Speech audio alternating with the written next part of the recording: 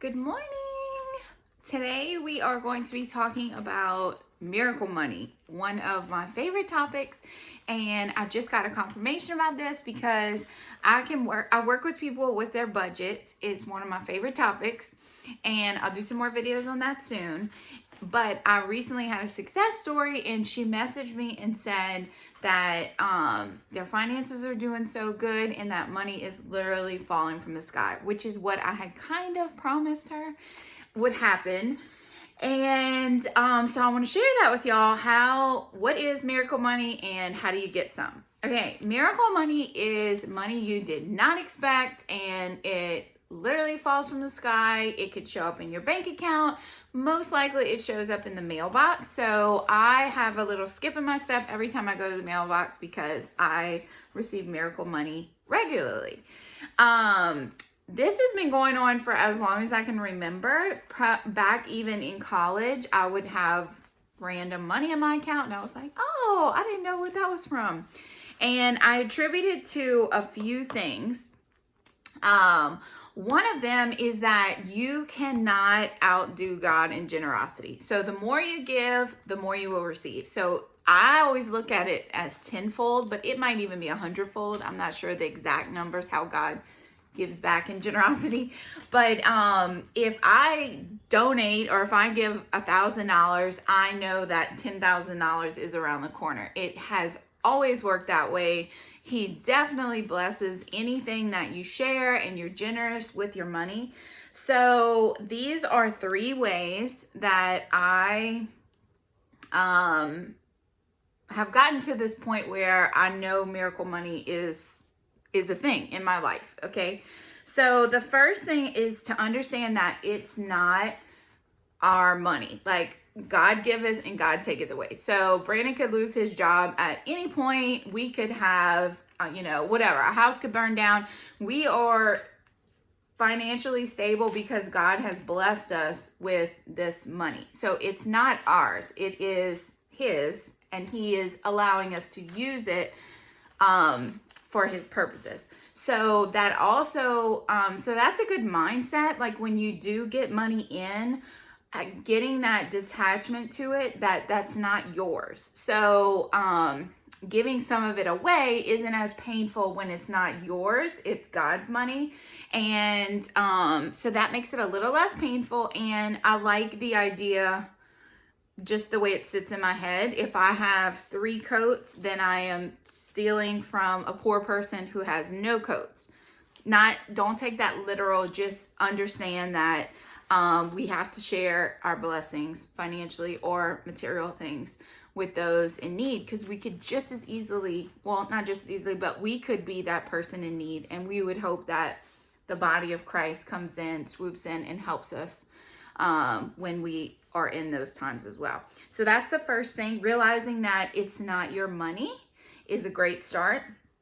Number 2, tithing regularly. And tithing at first is painful, but it gets less and less painful if you look at it like a bill. So right when you get paid, so the goal would be, like, biblically, tithe is for a 10th. So 10% of your income going back to the church or whatever. Whatever you feel called to. I like to do 10% to the church.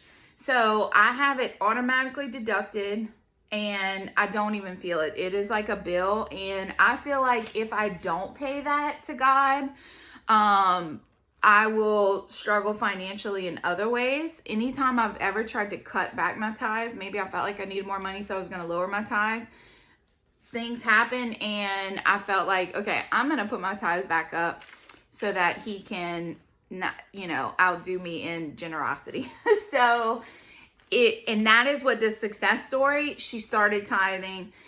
She had been doing it for a couple months, and she just said every time she went to the mailbox, she had a surprise, or her checks were bigger than expected. And I remember someone close to me saying, well, I'm on a fixed income. How is God gonna increase it? Well, after that conversation, this person got a bonus. And so it was like he was showing her, I can do whatever I want. So tithing regularly. So set up that automatic draft. And if 10% is scary to you, start with 5% or whatever you feel like you can do. And then know that you want to get to the point to where you're doing 10%. Then my third, and then I have extra donations, which are my favorite. So other than our regular income, and I'll tithe from that, if we get bonus money in or extra money, I don't give that to the same place I'm giving my tithe money. I call that I owe a donation. So let's say I got $1,000 from stimulus or $1,000 from my tax return, whatever it is. I get to ask God, okay, who needs $100? So then he'll usually put someone in my path, a friend's, I don't know, car broke down or something. And then I can say, oh, okay, he wanted me to give this to you. So, and then I just, as discreetly as I can, give them the $100 that I owe, because that is not my money. I have to be on the lookout for who needs it at that time. So I think that's a fun way to give, because it could be a homeless person that you come across. It could be, God will definitely provide you with who needs that money from that extra donation. And then the third thing, which is a little, I don't know, a lot of people don't agree with this, and I'm not hardcore about this, just like I'm not hardcore about anything in my life. I'm pretty moderate on all these things. I try not to shop on Sundays, okay? So Sundays is supposed to be devoted to God. This is kind of biblical too, and it is. Whatever, and it says in the Bible, whatever you work on Sunday, you will lose during the week.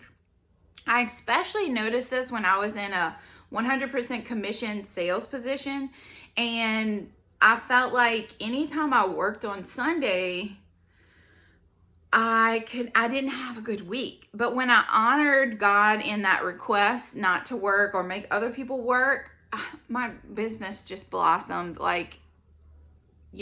tenfold. So I can specifically remember a story where someone called me when I was in sales. Oh, I have this account I need you to service. And it seemed like such a big deal. Like it was going to be very profitable. And I couldn't go because I had a prior arrangement. And I was like, oh man, God. So I didn't understand why he didn't let me in this, what looks like was going to be a very lucrative thing. And so anyway, that person felt a little bad that I couldn't go. So then later she calls, she's like, okay, well, I have something else. It's not going to be that good, but I literally, the person that took what looked like was a lucrative job struggled for weeks on end with this very complicated account, and it was so stressful. And then this little thing that she gave to me ended up being one of my most lucrative things that entire year. So God will bless everything that you put your hands on whenever you are honoring Sunday and tithing, and you realize that the money is for him. So I hope that helps y'all, and I hope as soon as you start, you can happily go to the mailbox and find your miracle money. Let me know if you find some. Y'all have a great day. Bye.